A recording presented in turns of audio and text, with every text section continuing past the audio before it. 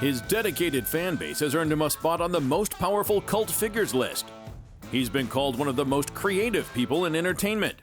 And he once was crowned one of the hottest leading men under 30. We're talking about the man who totally disappears into every role, Christian Bale. Listen, I was never somebody who got into this because I had a dream of being in movies. I like them very much, but I'm not a movie buff. I'm not a movie lover. I can do without them very easily. But what I can't do without is just my interest in people and in putting myself in other people's shoes, and that I enjoy immensely.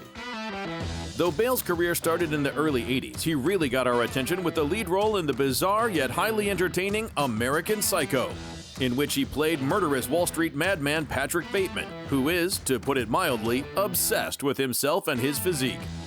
Initially, Christian was handpicked by the director, but lost the role to Leonardo DiCaprio, then won it back again as Leo was reportedly afraid of alienating the teenage girls who'd fallen in love with him in Titanic.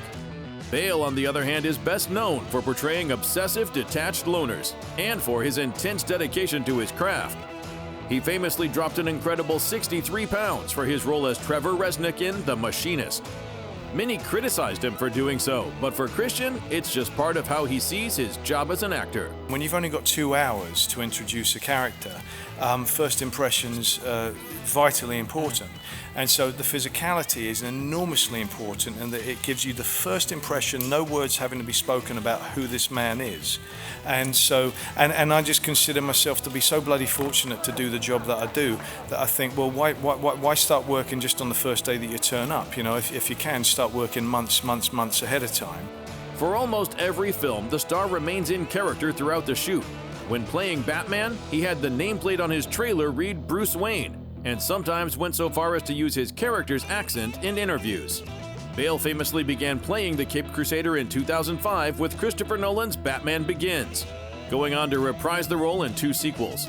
With this, he became the youngest and first non-American actor to portray the Dark Knight, and instead of losing weight, he now had to gain muscles to play the legendary hero. You know, it's an iconic character that many people have preconceptions about. You know, doing something with The Machinist is absolute invention by me. You know, nobody knows this character whatsoever.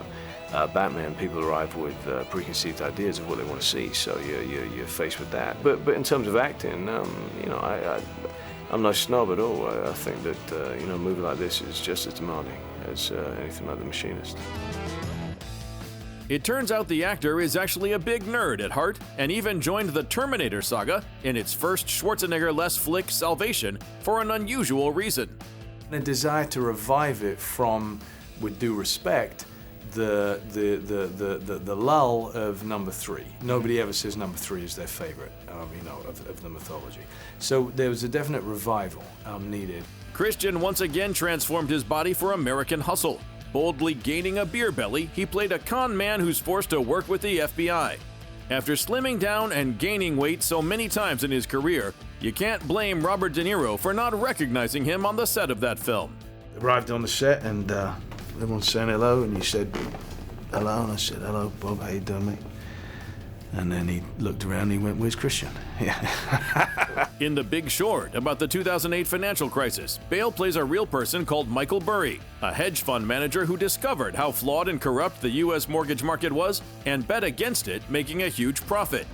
Bale asked to borrow Michael's own cargo shorts and t-shirt, which you can see him wearing in the movie. And Burry's unusual taste in music is also present in the film. The death metal actually relaxes him because his brain is just on fire so much all the time that's actually calming to him. And then, yeah, to relieve the stress, yeah, he would drum. The Big Short was directed by Adam McKay, who Bale reunited with for Vice about the life of former U.S. Vice President Dick Cheney. This time, Christian's total commitment to the job resulted in the actor saving his director's life.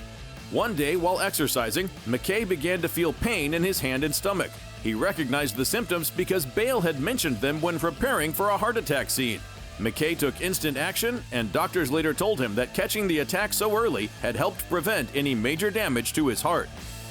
And cut. One of Bale's more recent films is another true story, Ford vs. Ferrari. Co-starring with Matt Damon for the first time, he plays car fanatic Ken Miles, who was hired to beat Ferrari in the 24 Hours of Le Mans race back in 1966. One of the advantages of being an actor, according to Christian, is that he gets to live out his childhood fantasies.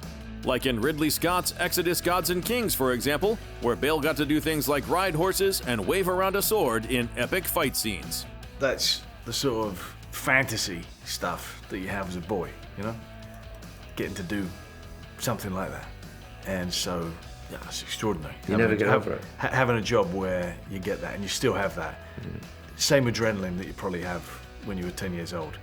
Imagining, you know, riding a horse and cutting through people and being the hero. It's a nice job, isn't it? The always intense performances of Christian Bale are always a treat to watch. And here's hoping that this talented star continues making such a wide variety of movies for a long time to come. And who knows what he might make next, because when we asked him what his all-time favorite film is, we got Beverly Hills Ninja for an answer. I watched it 2 nights in a row and I was just crying with laughter each night. So I always say that's my favorite film.